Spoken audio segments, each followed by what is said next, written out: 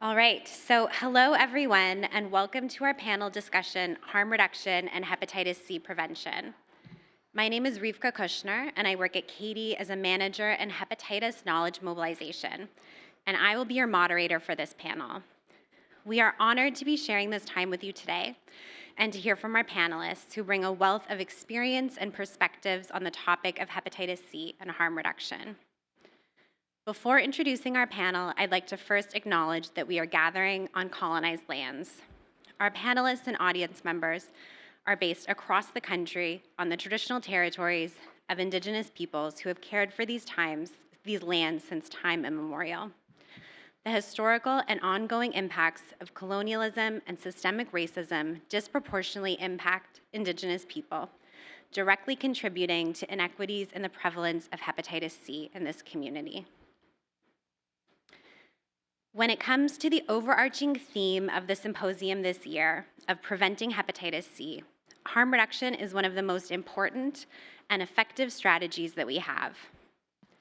Harm reduction services through safer substance use supply distribution, paired with education and support on safer substance use, prevent new cases of hepatitis C. These services also offer linkage to treatment and other substance use health programs and can be important access points for hepatitis C testing, linkage to care, and treatment. We've always known, and it was echoed this morning as well, that we can't treat our way out of the hepatitis C epidemic. Without expanded and sustained efforts to increase access to harm reduction services, it is hard to see a path forward for Canada to achieve elimination targets to eliminate hepatitis C as a public health threat by 2030. We also really want to keep in mind that harm reduction services do a lot more than just prevent hepatitis C and other STBBIs. They are essential community and health services. They are spaces where people can come as they are, be met with kindness and compassion, and receive life-affirming and life-saving care. However, harm reduction services are under threat in many parts of this country. There have been policy changes, funding cuts, and closures that are making it more difficult or impossible to access services. It is in this context that today's pan-Canadian multidisciplinary panel will discuss what is happening to harm reduction services in various parts of the country, what it means for preventing hepatitis C and for the broader health of people who use drugs, and what can be done to challenge the political winds and to increase harm reduction access across the country. I would now like to introduce our esteemed panel. We have right next to me, Jason Altenberg, the Chief Operating Officer with the Dr. Peter Center in Vancouver. Next, we have Ahmed Bayoumi, a general internist and HIV physician, the Baxter and Alma Reichard Chair in Inner City Health and professor with the Department of Medicine and Institute of Health Policy, Management, and Evaluation at the University of Toronto.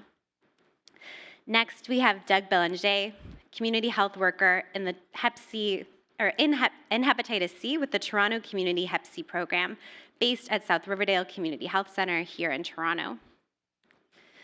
Next, we have Pagé, the Executive Director of Dopamine in Montreal. Then finally, we have Barb Fornssler, an Associate Professor with the School of Public Health at the University of Saskatchewan. To begin our discussion, I'd like to start by inviting each of our panelists to share more about themselves and their work, and to reflect on the current state of harm reduction in their workplace, region, or city. So Doug, kicking it off with you, as a community health worker with the Toronto Community Hep C program, you have many years of experience supporting people with testing and treatment for hepatitis C and connection to other health and social services. What brought you to this work, and how has it changed in the last few years? What brought me, can everyone hear me? Can everyone hear me now? What brought me to this work was finally getting treated for Hep C. I tried to get treated many times prior, was never successful because the way I got treated, I was always stigmatized and judged for who I was until I came to the Toronto Community Hep C program and met the nurse. and the way she treated me, I knew I was in the right place. I stayed, and I didn't realize at that time it was going to get me into this field. And I have been doing it since 2017. And I love supporting folks just like me. And then that led me to do the treatment, to doing their peer course, graduating, and becoming a worker. Yeah. Thanks so much, Doug. Can you share a little bit more as well about how your work has changed in the last few years, the differences that you've seen? Well, when I got into this here, the safe injection sites were grassroots, and they became to 10 sites. And now with the current government, we're down to, I believe, 3 sites in Toronto now, which is making it very difficult for people to get harm reduction supplies. And even with these new sites they call the Heart Hub, a lot of staff that work there happen to come from the safe injection sites, and they find it challenging because they cannot distribute harm reduction supplies either. They always redirect them. Yeah, it's a stressful time. I think that's another important reason why we all need to let our MPPs and send them letters, whatever we can do. I understand that everyone here is on the same page. So yeah, we need to keep on advocating. Thanks so much, Doug. Jason, you've been having conversations with harm reduction program leaders across the country. How would you describe the state of harm reduction services in general in Canada right now?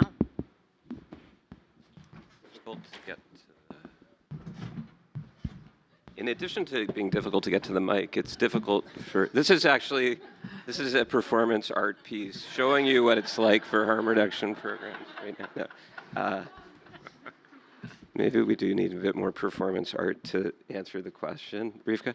I mean, it's been alluded to over the last couple of days that things aren't great for harm reduction programs across the country, and I'm in a uniquely, perhaps a somewhat unique role in that the Dr. Peters Centre, which is a local service in Vancouver, in the unceded territories of the Coast Salish people, it has its roots in the HIV movement, and so much of our work in CanHepC work has borrowed from that movement, and the harm reduction work we do has come out of that movement significantly in terms of needle syringe programs and the range of harm reduction stuff we do. And I joined the Dr. Peters Centre a couple of years ago, just about a couple of years ago now, and part of our work is working with frontline organizations across the country to increase the capacity of those organizations to do the frontline work. So I've had a lot of conversations. I also had the honor to work with Doug and the team and help set up the Toronto Community CanHepC program. So I've seen what's possible when the opportunities are right and what can be accomplished. And so there's a few things. Things are different across the country. So, and nobody, wherever you are, you probably don't feel great about the way things are going. So I think there's a general sense that things are trending in the wrong direction when we talk to people. Those trends are really different depending on where you are, though. And there are a few regions of the country where quietly things are scaling up in terms of harm reduction access. I think, and I actually have some messages from colleagues from some of those places to share today. And that includes Manitoba, and parts of Atlantic Canada. But in Ontario, BC, Alberta, Saskatchewan, Quebec, we hear that people aren't feeling good about the direction things are going. And the slide that was up earlier that showed Canada in that top quartile, but in the bottom part of the top quartile of where things are. And I think there's a feeling when we talk to people that we're slipping. And there's a number of reasons for that. I think that Doug alluded to the policy things that are shifting. And again, depending on where you are, it looks different. In BC, there's been a political shift away from the decriminalization pilot, which is symbolically and practically a big deal. And there still are dozens of provincially supported OPS sites doing work to save lives and get people into care and treatment and attachment to care. So things and that looks really different than here in Ontario, where those things are being actively shut down. And so things, but there's this general sense, no matter where you are, that things aren't getting better or not getting better fast enough to keep up with the crisis. I started my career in Vancouver in the early 90s as a frontline worker, and I did harm reduction work there and then here in Toronto over many years. And in the early mid-90s and into the early aughts, we really did long-term work with people where disease prevention was the main focus of what we talked about as harm reduction workers. And where we had the privilege of not being consumed by just life preservation in the work.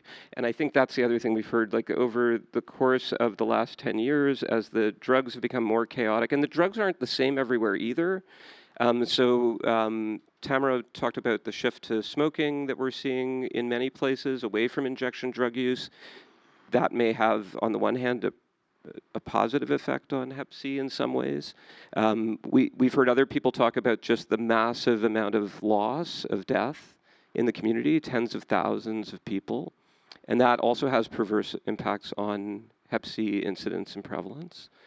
And so these things are changing, and they're changing a little bit differently depending on where you are. We came out of the pandemic with, I think, a workforce, though, at the front line who are exhausted, vicariously traumatized, are often made up significantly of people who have their own lived experience of the issues. They're not just losing their patients and clients, they're losing their friends and community members.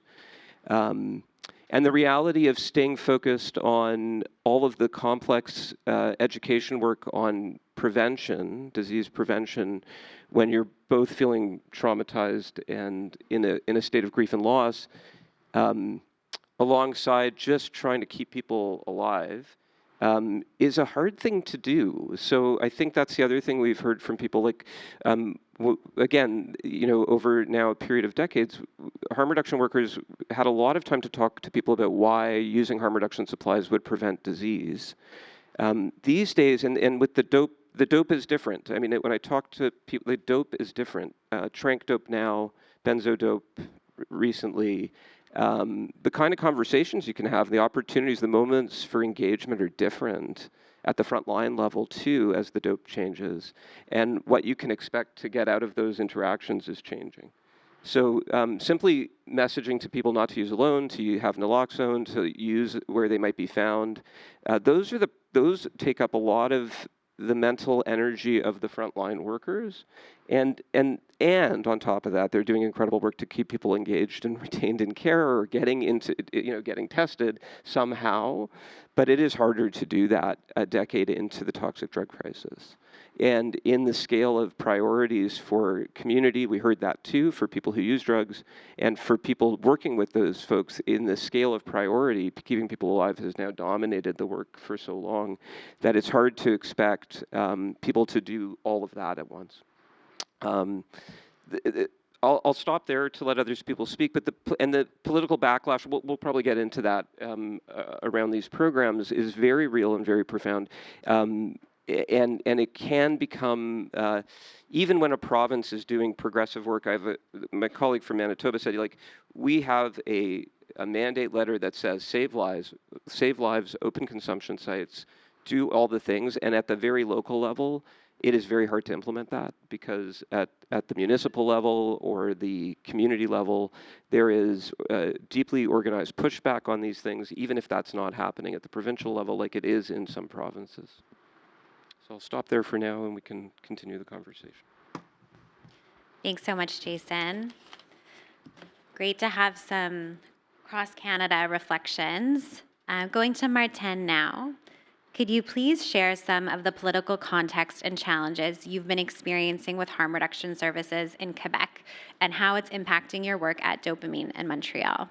Yes, thank you, Rivka. Good morning, everyone.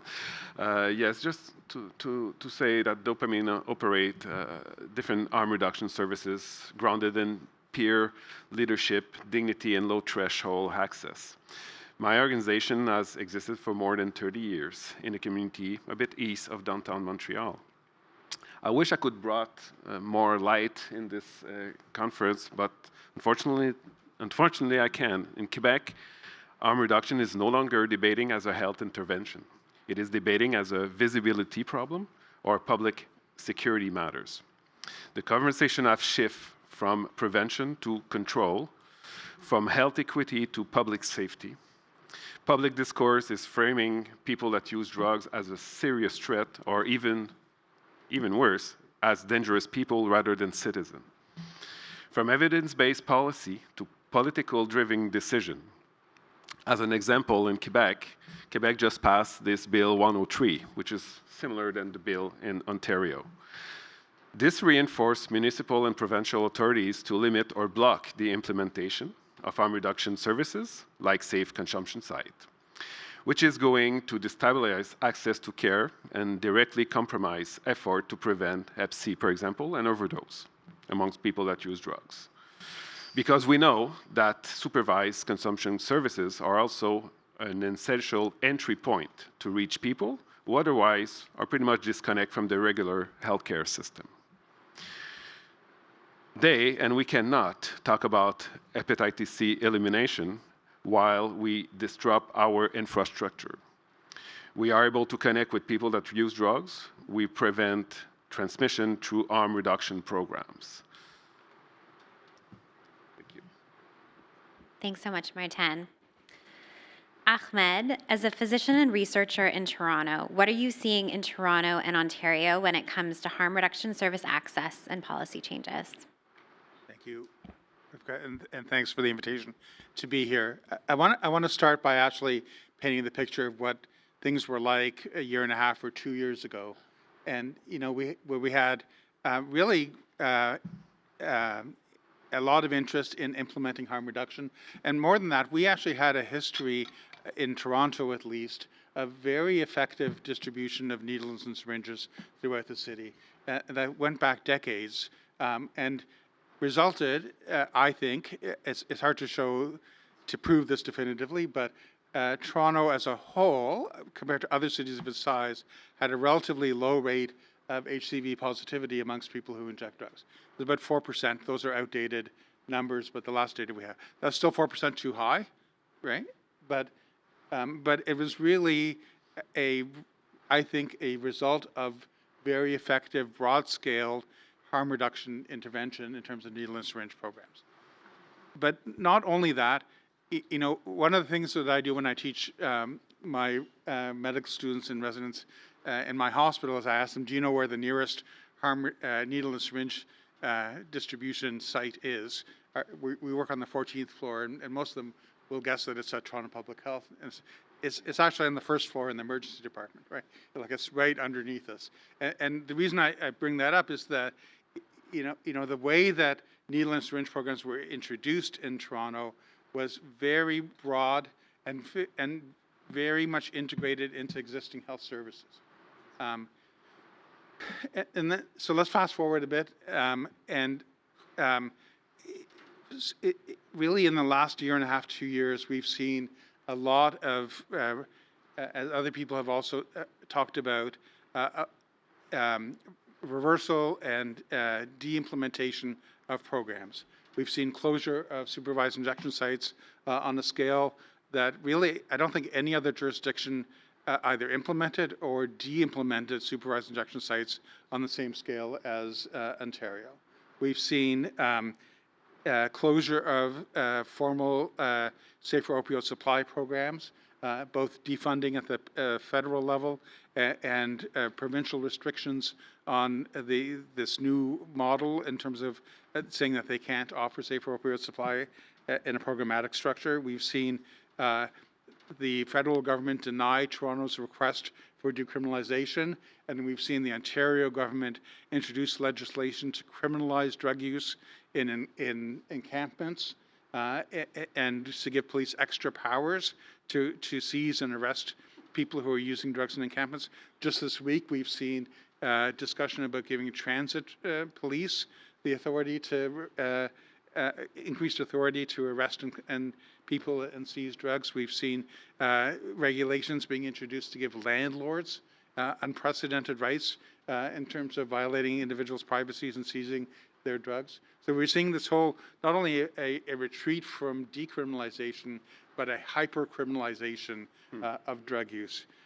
We've seen, and even the needle and syringe programs that I talked about, so these new heart hub models that Doug talked about are not actually allowed to distribute needles and syringes. So probably the single harm reduction intervention for which we have the strongest evidence and which has been implemented most broadly is now actually not being allowed to be implemented. So it's really, a bizarre time. I'll just say we've done some modeling work. So that was the situation. But I do want to stress that even though we talk about supervised consumption sites and safe for opioid supplies, we actually have some data on this. So by our estimates in Toronto, less than 10% of people who use drugs lived within 500 meters of a supervised consumption site, even when all 10 sites were open. So this idea that there were like massive numbers of sites is just not true. They were already not only serving a minority of people.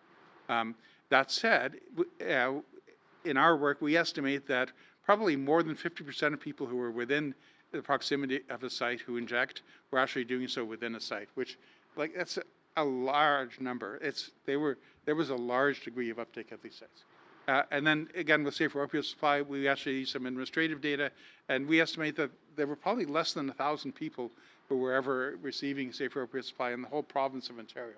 So this idea that this was like a huge number and that this was out of control, also goes in, these concepts are part of the rhetorical discussion around harm reduction, but they're not actually rooted in the evidence that we have. I'll stop there.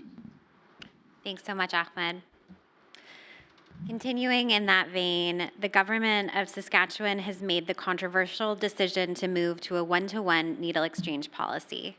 Barb, could you please briefly describe this policy and what it looks like on the ground, and the health and other consequences that you're seeing or anticipate because of that policy change? Absolutely, and thank you for the question and being here today. It's really nice to not be speaking in Saskatchewan today just because I don't have to explain the benefits of harm reduction before I get into it. So I'm glad we're all on that same page, and it's nice to be amongst friendly people here. The government of Saskatchewan in January of 2024 made a wide policy change that defunded all supply distribution in the province and returned to a one-for-one needle exchange model rather than distribution. Particularly concerning given that we have higher rates of stimulant use and particularly injection stimulant use in Saskatchewan. So when thinking about how to bring all that down, one-for-one is exactly what it sounds like. I do like that we'd been away from one-to-one exchange for so long that I do have to explain to people that there's a difference from distribution, and this basically means you need to bring in a used syringe to receive a new syringe, or that is the formality of the program.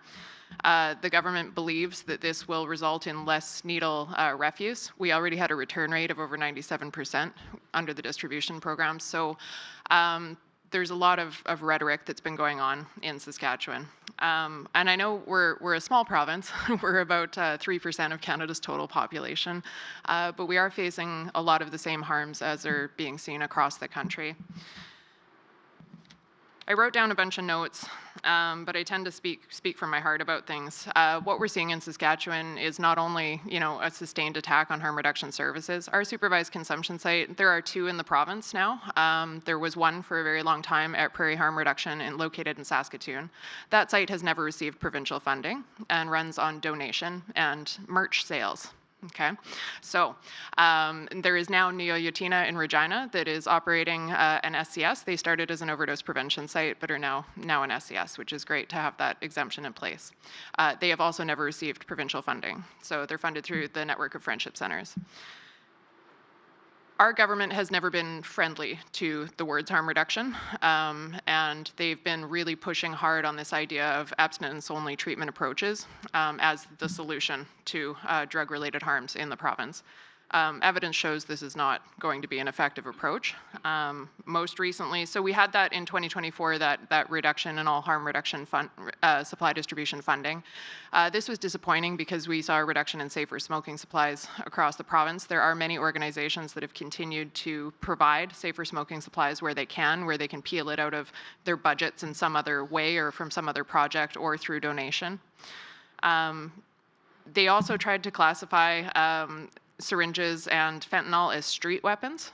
So we could, but a lot of the police services were like, we're not on board with this, right? So, so when your provincial government's health initiatives are really criminal justice focused, and then even your enforcement is like, what are you doing?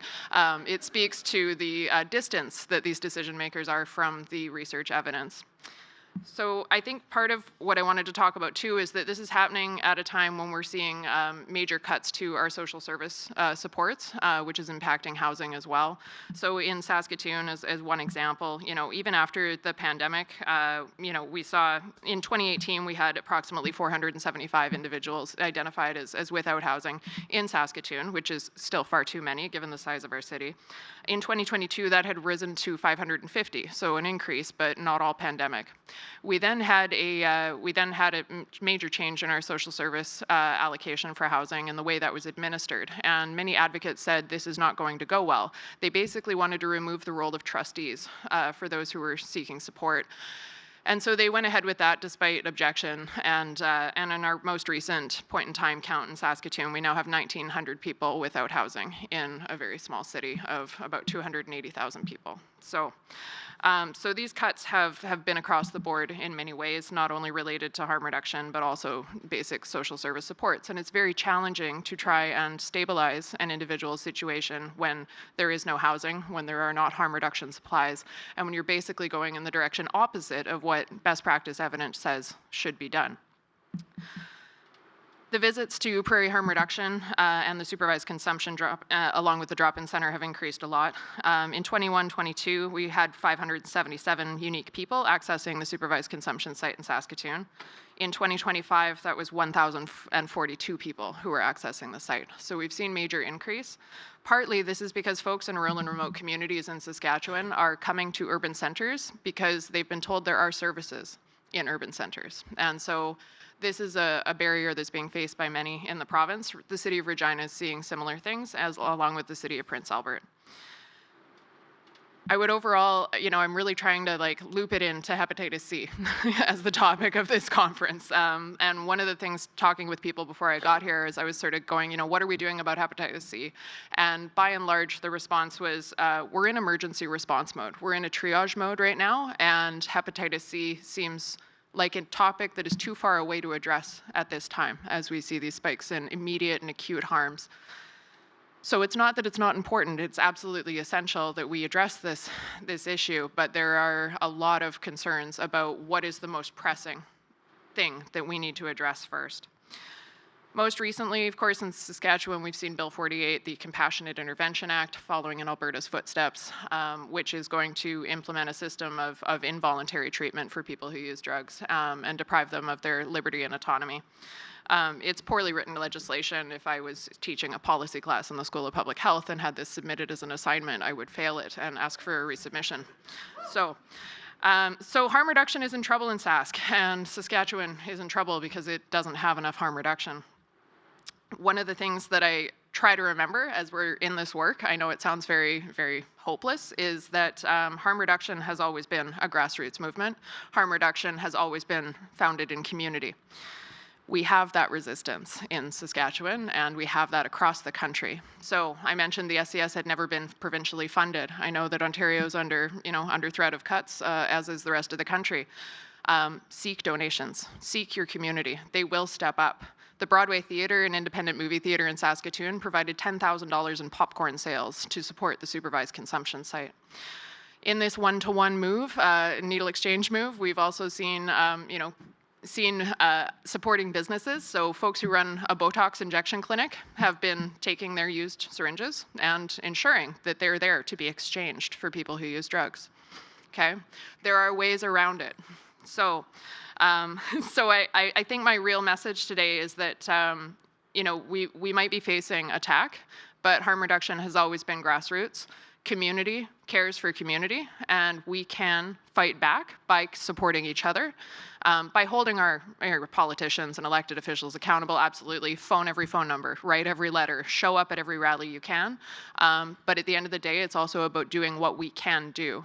If you have the resources to support, do that. If you can donate $5, that's wonderful. If you can make a sandwich and distribute it to someone who's hungry. We need every single person to step up and do what they can when they can do it, and it will get better.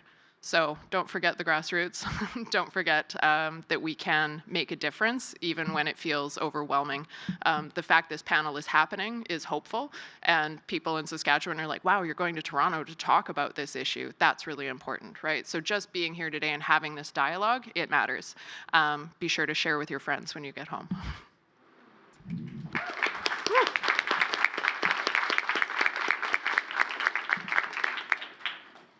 Thanks so much, Barb. So that was a little bit of stage setting about what's happening in some different parts of the country, some really important messaging around the evidence that we have, that the evidence is not enough to be informing and making the policies that need to be made, and a really hopeful message from Barb about some of the lessons that we can learn from the grassroots in Saskatchewan on how to keep this important work moving forward. We wanted to take that big picture and bring it down to the front line a little bit. So, Doug, I'm wondering, as someone working on the front lines, can you share what it's been like to support people trying to access harm reduction services and hepatitis C prevention services in this newer, different political context in Toronto?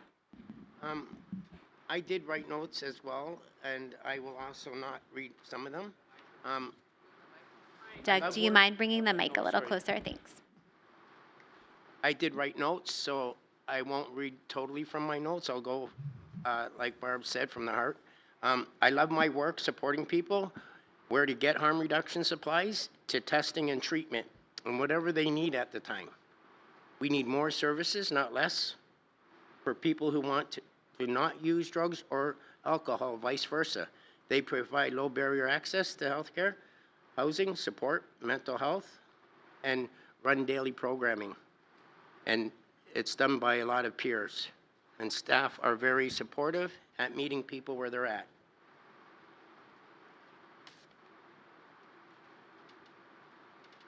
We can't abandon anyone, no matter where they're at.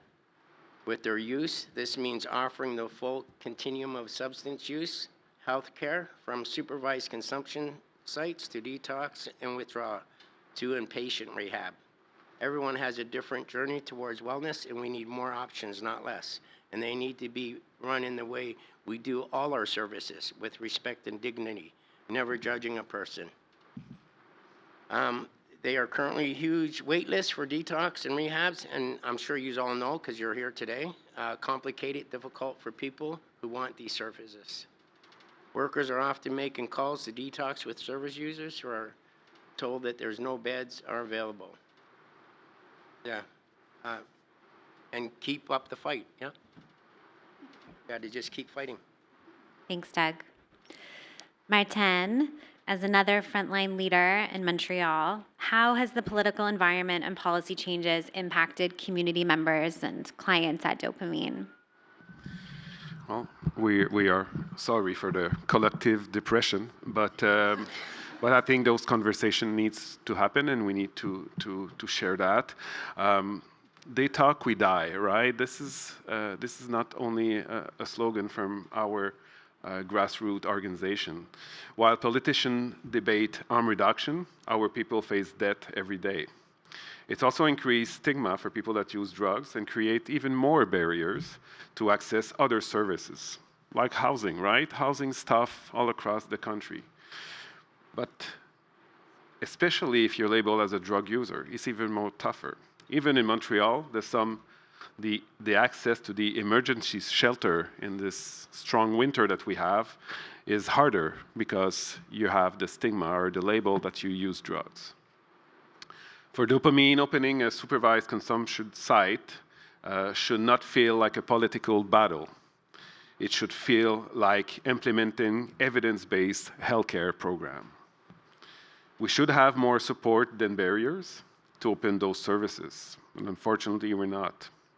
And well, concerning HepC, every delay in opening new services or having difficulties to give people harm reduction supply is not a neutral. It's an epidemiological consequence, important. It also means fewer opportunity for testing, fewer chance to connect people to hepatitis C treatment, and more people at risk in our communities. Yet in this climate, we feel often that we have to justify every move that we do. When access shrink, infection rise. This is not ideology. This is simple math. Thanks, Martin.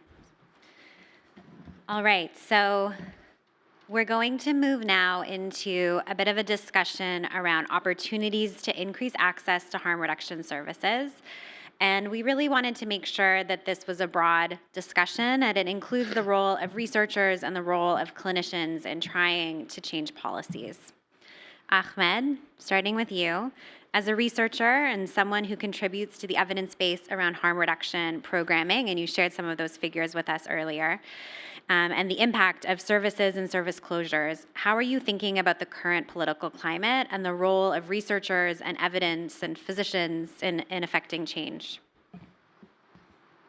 Yeah, I think I misspoke earlier, by the way, when I said 4% for HCV, I meant HIV.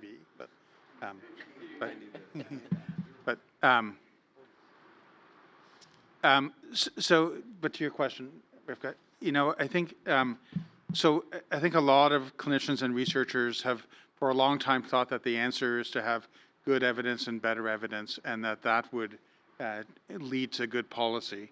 I've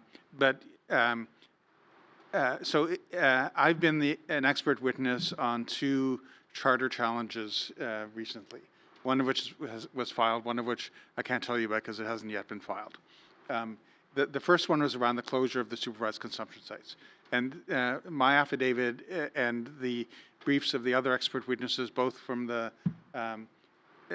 both sides, are all available on the HIV/AIDS Legal Network website. But if you're interested in sort of what the evidence is and what the evidence says and how people think about the evidence, I invite you to read those affidavits. Like, there is a lot of evidence for supervised injection sites. It's almost all observational evidence. So we can have lots of discussions about whether that's a sufficient evidentiary base for policy or not. But there's very little evidence actually against it. Like, if you read the government affidavits, they're surprisingly evidence-light. This is my biased assessment, but you can make your own judgment because these are available documents. But and I do want to stress, if you go back to the original Supreme Court case that said that Insight should stay open, they cited the evidence that was available at that time, and they accepted that evidentiary standard for keeping Insight open. So in my estimation, and there have been several systematic reviews, all of which have said, the evidentiary standard is this. And yet that has not changed policy. And yet, so I don't think just more evidence or even better evidence is sufficient. So then, some people have said, well, the next tool in our armament is a legal challenge. And so we had this case. I was an expert witness. The final decision actually has not yet come down. It's been months and months now. But there was an injunction. The injunction said that the government could not force the sites to close. And yet, only one site stayed open because they had private funding. All of the other sites closed because they didn't have the funding to sustain their operations. And in fact, they were threatened with removal of other funds if they didn't close. So, and actually I was talking to one of the lawyers that I've been working with, and she pointed out that governments are very willing now to invoke the notwithstanding clause, which is this uniquely Canadian and uniquely unfortunate approach to policy where even if you do something unconstitutional and you don't like it, you just use your get out of jail free card. Right? So like the role of using the law to change policy, I think is actually pretty restricted. And that really, I think, leaves us with politics. And it's somewhere that, something that I think many clinicians and researchers are uncomfortable with. But, you know, if we think that this is the correct policy based on our evidence, it's pretty, the only conclusion that I can see is that we're going to have to engage somehow in that political process. And I want to emphasize, too, that this is, I'm not just talking about partisan politics, right? It is a Conservative government in Ontario that has brought in many of these changes, Conservative government in Alberta, but it's a Liberal government federally that has backtracked on a lot of these things. It's an NDP governments in Manitoba and in British Columbia that have backtracked on harm reduction. So I'm not saying that this is a partisan issue, but engaging at a political level, I think, is an inexcusable and necessary next step. Thanks so much, Ahmed. A perfect segue to hear more from Barb. You're very aware of the privileges that you have as a researcher when it comes to speaking out publicly. Can you share some strategic collaborations with community in influencing policy and strategizing on pragmatic workarounds in this context? And what would you say to other researchers in the room about opportunities to influence policy? Absolutely. And I think, you know, I've often said, you know, I'm privileged because in my job as an academic, I am free to speak in alignment with the evidence. It's, in fact, I see it as not just a privilege, but my responsibility to share that evidence base. But as we've heard, all the evidence in the world doesn't seem to be changing minds. So I think it's important that those of us with professional credentials speak as often and as loudly as we can, recognizing that not everyone is free to do so. I often receive phone calls from, you know, Saskatchewan Health Authority professionals who are like, thank you for being on CBC this morning and talking about this, because I can't speak that way. Or there is a fear that they will be in trouble in their employment role if they do. So we do need to speak as researchers about that evidence as often as we can. Make time for media, make time for community events and meetings. You know, when my member of parliament last week showed up and wanted to talk with businesses about the supervised consumption site and its role in our community. This has been a strategy at the federal level that they're rolling out. We showed up, and not just myself, certainly, but many community members.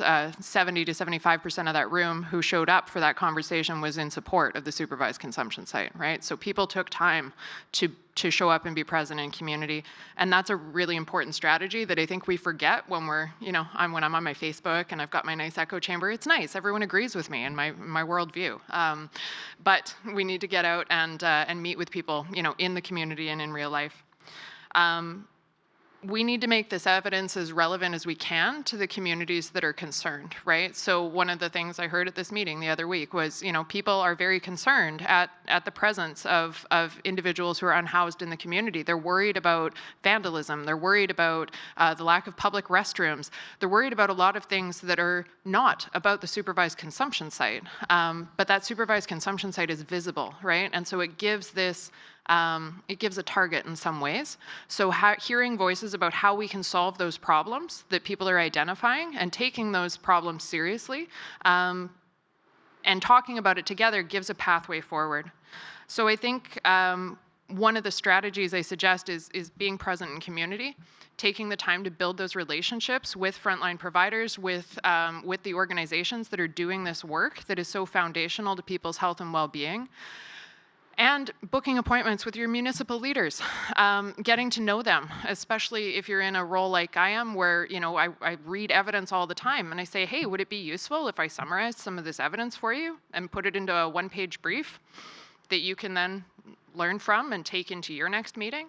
We need to share this information more broadly and in ways that are not traditional in the academic industry, in a sense. We write a lot of journal articles, and, you know, I can't I can't even get my students to read all the journal articles, and they're paying a lot of money to do that. So, so expecting that the general public is going to suddenly, be able to access this and read it and take that time is not reasonable. We know everyone's overworked. We know that sort of thing. So as much as we can partner with people, and of course, as an academic, I am not the best positioned person to maybe provide information to members of the community. People who use substances are best positioned to say what is most relevant and what people need to hear about. And working together, when we're all at the same table, we can create some real impact. That's really important. And I know folks are like, but how do I do it? And I'm like, send an email, call someone, have a coffee together. You'll be surprised at how much you share in common when you take that time, 30 minutes to have that coffee. You might start a revolution, And I think we also need to be ready to, and I mean this with, no, I mean it from my depths of my heart. We do need to shame our decision makers who are not following that evidence and hold them accountable for the decisions that they're making. The fact there are more unhoused people in Saskatoon right now is the direct result of poorly done policy. Hold those decision makers accountable. When the NDP in Saskatchewan did not oppose the compassionate intervention bill that is so poorly written in its first reading in December, yeah, we got mad and we reached out to, and to her credit, the Shadow Minister for Mental Health and Addiction said, yeah, I want evidence. I want to know what's wrong with this bill and how it could be improved. But there was a lot of fear amongst the official opposition. Well, if we oppose this, will it create a wedge issue? It should create a wedge issue. Do your job. They hadn't read the legislation before they voted on it in the first round.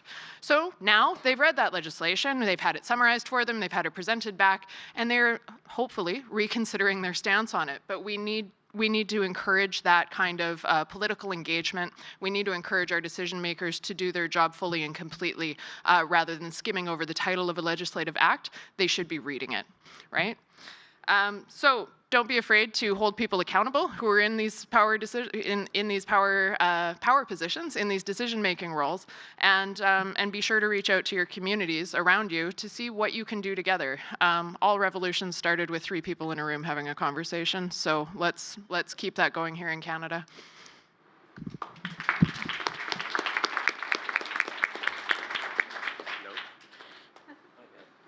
Not yet, sorry.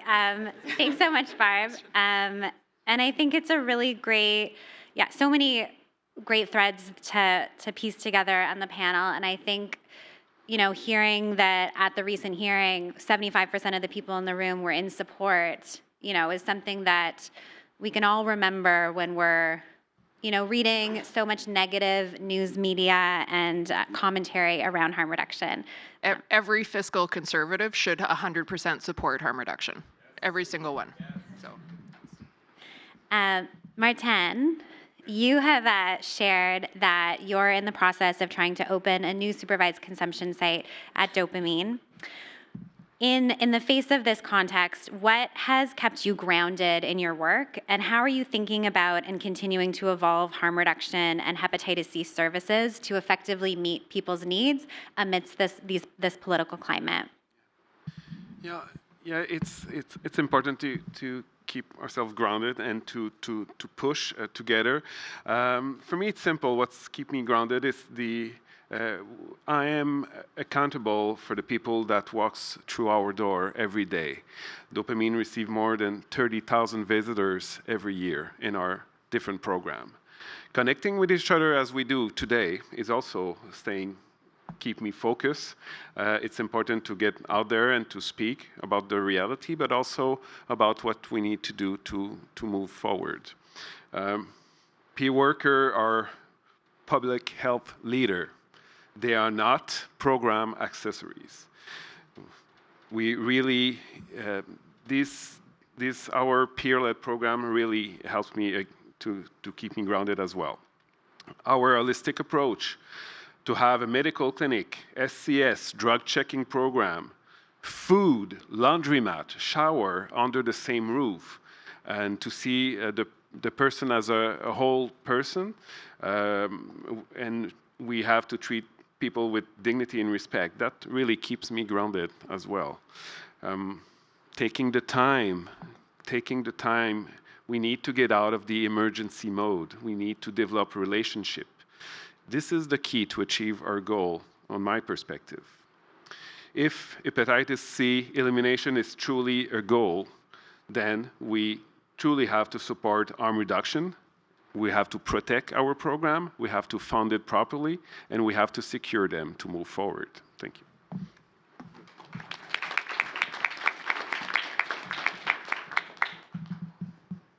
Doug, there's been a lot of difficult news lately when it comes to harm reduction services. But we've also know that there's some positive stories related to some developments in Toronto and in your own work. Wondering if you can help to highlight some of those today. I can. One of the positive is, you can hear me?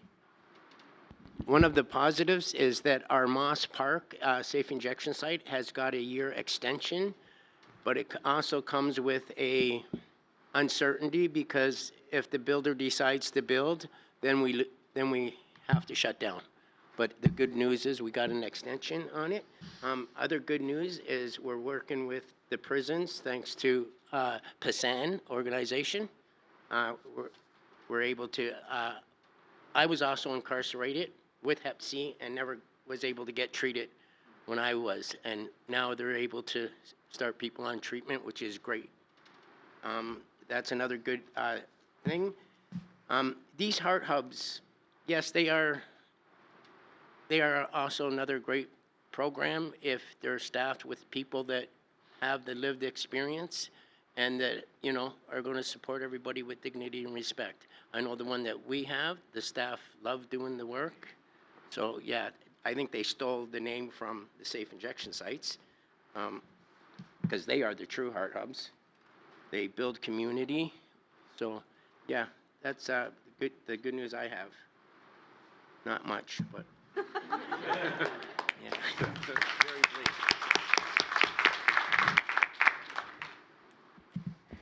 All right. Thanks so much, Doug. Last question, Jason. A big question. Can you contextualize what you think about the impact of changes in harm reduction policies and what they will do for hepatitis C elimination efforts, and what people working in a more hepatitis C space need to understand about the changing landscape? And how do we deal with a new environment or political landscape that has a growing sense of disconnect between population and public health discourse and harm reduction? That's a little question. And with a little bit of time, so I'll be quick. I think there's some things we really need to pay attention to in terms of the rollback on harm reduction, and there's some obvious things that probably everybody has top of mind, but we do have to pay attention to what it's going to do to some of the core things that we did have success with HIV. Like, we're going to see changes to how people use drug-using equipment, share drug-using equipment, how they access those things, and those changes need to be examined and paid attention to very closely if we're going to be serious about Hep C elimination. We're going to see potential losses to linkage to care and treatment as a result of these changes, less opportunities for that, and we need to pay attention to those things. And we got to pay attention to reinfection rates. So those are the three things that I think we can anticipate we need to pay close attention to based on the rollback of harm reduction. I also think we don't have an evidence problem. We do have a populism problem, a polarization problem, and a punishment problem. And those things are defining the space, not the evidence. And I think to the other comments, there have been really great suggestions, so I'm not going to repeat them, and some of them are the same. Some of my comments on this are the same around how we shift this. But we also can't stay in a polarized crisis space. We're in a room where we're assuming some agreement on things. We don't probably have as much agreement as we think on all of these things in this room, I'll be honest. So that's the other thing. I think we have to find the things we can come around and agree on to advocate for collectively. And we have to have our disagreements honestly and respectfully in a way that don't shame each other, but allow us to build coalition in these spaces. So where we do have disagreement, we have to have spaces for those conversations. We have to do that for ourselves. We also have to recognize that the context we're working in is one where polarization, shame, and punishment are driving not just the approach to people who use drugs, but the people who support people who use drugs, the services that are being built up for those people. I don't know if you guys follow the local news in Vancouver, but like there's we have a party system in Vancouver in municipal politics, which is not common everywhere. But in the last week, there have been allegations made by people in the party that is in leadership against the few opposition party members, that on Christmas Day or over the holidays they were using drugs and distributing free drugs to people on the streets of Vancouver. These are false allegations, but they were said by a particular city councillor who's since retracted and apologized for the statements. And then it came out yesterday in CBC that allegedly it was the mayor who actually first made those allegations, and he has not apologized for them. There's a reason people are doing this. It's effective. There's a reason people are using these tactics. And so as we've come out of a period of crisis, this is going to keep us in crisis. And so our responses become embedded crisis responses. We're not as organized as we need to be. We're not telling the stories we need to, because we're constantly responding to crisis, whether it's in courts, in the media, in neighborhoods and communities. And I think that is not a place of strength for us to be working from. And we need to get to a post-crisis space. There are approaches to this that we need to really think about, and they aren't about, we do need the evidence. We need more publications, we need the evidence. What we do with it in the popular sphere really needs to ramp up and mature and evolve into something that will change a society that is tired of giving things up for population and public health. There is a perception that harm reduction means giving something up, whether it's a perceived or real sense of safety, seeing drug litter on the streets, whatever that is. Those things are driving policy decisions in this country right now in a way that we're going to see huge impacts on Hep C care and infectious diseases generally, but in harm reduction. And we have not countered that well, and part of it is because the sector has been in crisis, and responding to crisis is exhausted by crisis, and we need to do the work to lift each other out of that and combat those messages effectively. It is not an evidence battle; it's a political and populism battle. Thanks, Jason.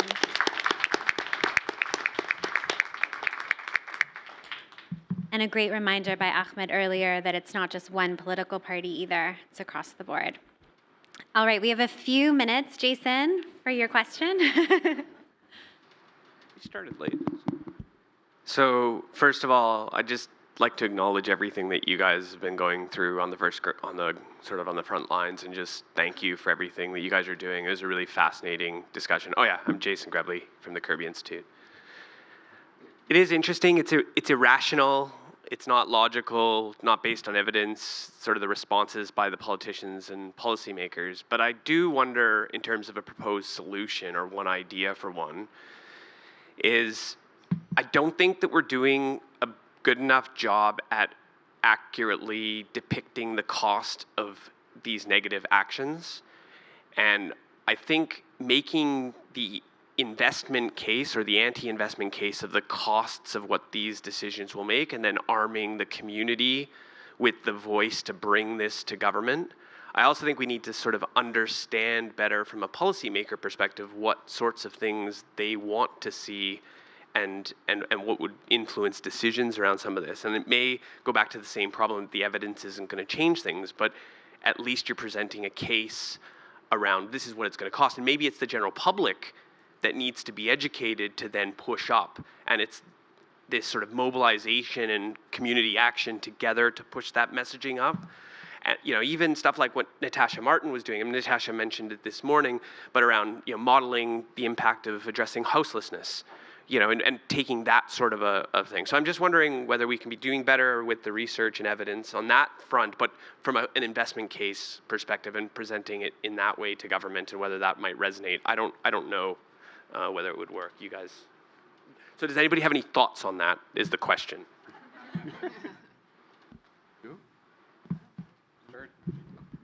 All right, I'll just jump in. Yes, I agree. And we do need to keep investing in creating that evidence base. So my team in Saskatoon recently just completed a social return on investment analysis of the supervised consumption site in Saskatoon. And yeah, for every dollar invested in that site, we see $4.44 in social and economic value returned to the community. So that kind of thing, it'll be published in Frontiers shortly.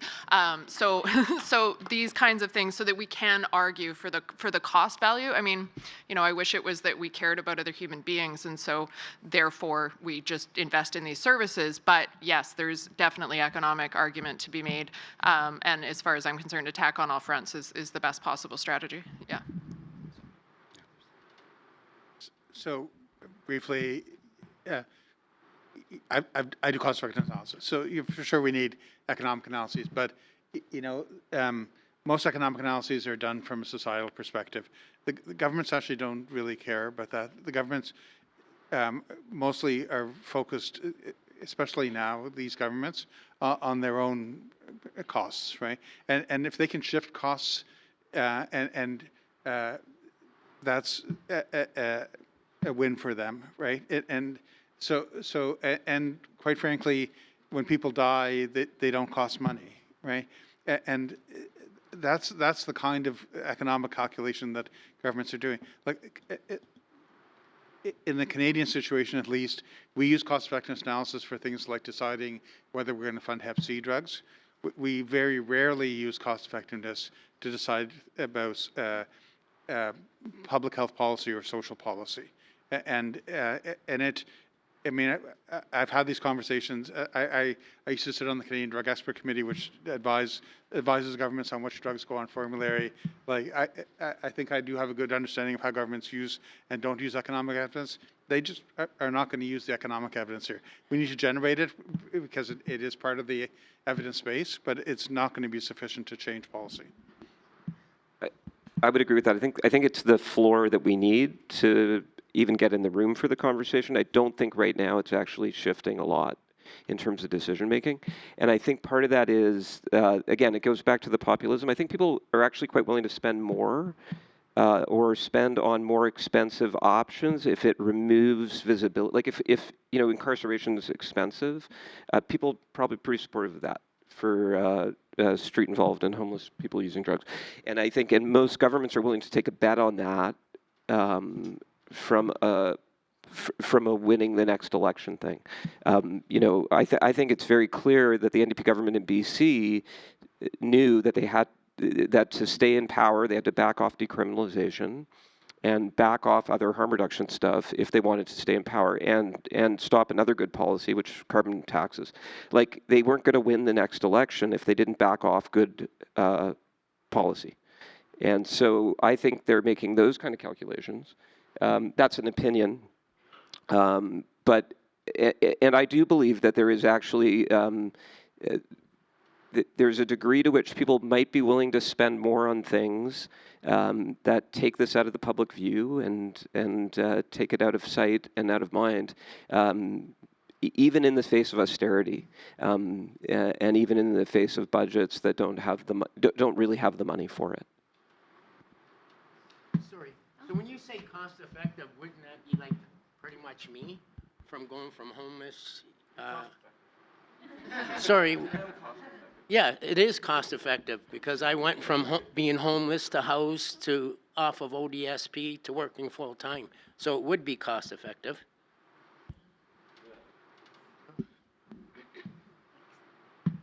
Hi, Natasha Martin, UC San Diego. Jason stole my question, but it offers me the opportunity to ask a different question. So I come from the U.S. and I'm here to express my solidarity. We obviously have a public health system that's being dismantled. We are now not even allowed to apply for grants or say the word harm reduction, which will be devastating for both, obviously service provision as well as research, and supervised consumption sites are still illegal. Okay, and I was going to ask the economic question and what impact that would have, which has been discussed. So I have a secondary question, and that is about the comment that you mentioned that we're coming at, there's so many policies, and it's intentional. All of these different policies together, we're overwhelmed by it as an academic and outside community, service provision community.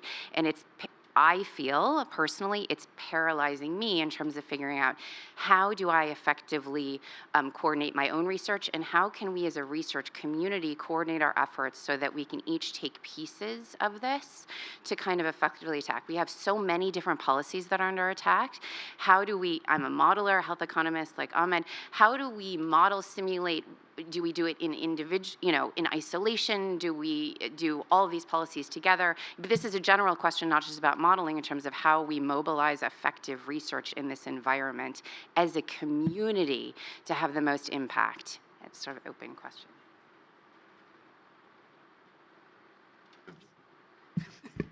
Everyone's looking to me. Yeah, okay. We're going this way. All right. This is a wonderful question, and I think that's really what venues like this offer, some opportunity to start that dialogue and move forward. Finding allies has been critical, at least in Saskatchewan. If I can parallel some of that solidarity to where you're at in the States, it's challenging, even more challenging, I think, than what we see in some of our most conservative provinces and provinces that are meeting it with austerity. I think my first thought was the Canadian era under Stephen Harper, when he was our federal prime minister, we couldn't say the words harm reduction either for a very long time. And so everything became prevention. So use that language strategically. Is my best advice. Find the folks who are doing the kind of prevention that you would like to be doing, because it will keep moving. Keep moving forward. My other thought is when I said find your allies too, one of the success stories we're starting to see in Saskatchewan is that municipal governments are fed up with paying for health system failures through their municipal policing costs. So our provinces pay for health, but the municipalities pay for policing. And those policing budgets are now almost half of the municipal budget in many cities. So when it was pointed out that, hey, the failure to provide health services for substance use is being downloaded on municipal policing budgets in Saskatchewan, suddenly the municipalities were like, yeah, that's true. Hey, we are paying for this health failure. How can we put pressure back on the province to advocate for these health services and get them reinstated? So it was sort of like we found this common ground, and now the Saskatchewan Urban Municipalities Association is behind it, and many of the municipalities are like, yeah, this province should be held accountable for their lack of health programming on this topic. So sometimes hitting that budget pressure point, I guess, can lead to some solidarity. But to find out so many municipal leaders were very, very supportive of enhanced health services, of harm reduction services. Also, they're the ones who are closest to the ground. So even though they're not responsible for health in the province, they certainly hear about those health failures, I think maybe more frequently than some of our provincial representatives. So find your allies and be picky with language is my two strategies. Thanks, Barb. Just mindful of time. Any final closing comments for this? Sure, I'll be really quick. So I think three things, Natasha, that I think of. One is, I think we should also be thinking about new modeling approaches and then not just doing modeling the way we've always been doing it. There's community-based system dynamics modeling that we started to do that I think it tries to get at some of these real complex interrelationship between issues, and also really brings in the community perspective. So Doug and I are working on a project with that together, which has been challenging but also really fun. Yeah. And the second thing, I think breaking out of the usual way we do things. Second, I would say, the social sciences actually has a much stronger tradition of public intellectuals. We in health research generally don't have a very good model of what it means to be a public intellectual, and I think we need to really break the way we're doing things and think about what does it actually mean to be a public intellectual. That's a huge discussion, so I'm just going to leave it there. And then the third thing I would say, I think, as Barb was saying, these sort of advocacy coalitions are really important, but fundamental to that is, as researchers and as intellectuals and as academics, we need to think about our power relationships in those, and we need to voluntarily cede power, right? We need to recognize that we are not the experts in advocacy, that we are not the experts in moving things forward in ways that they need to be moved forward. So we are part of that, but we're not going to lead that. Very few of us, I'm not going to lead that. Very few of us are going to lead that. So, but we do have tremendous privilege. And so voluntarily thinking about how we go into that consciously and voluntarily give up power, and how we think about those power relationships deeply is critical. Thank you so much. All right, well, I wish we had more time to continue this conversation, but unfortunately we are out of time. So please, I encourage you, if you have any questions for our panelists or want to continue this discussion, to feel free to approach them after this session. I want to thank CanHepC and the symposium organizers for inviting CATIE to curate the panel today.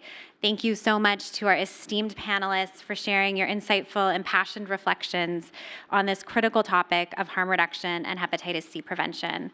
We're incredibly grateful for your time and for sharing your expertise with us today. And thank you everyone in the room for being part of this conversation.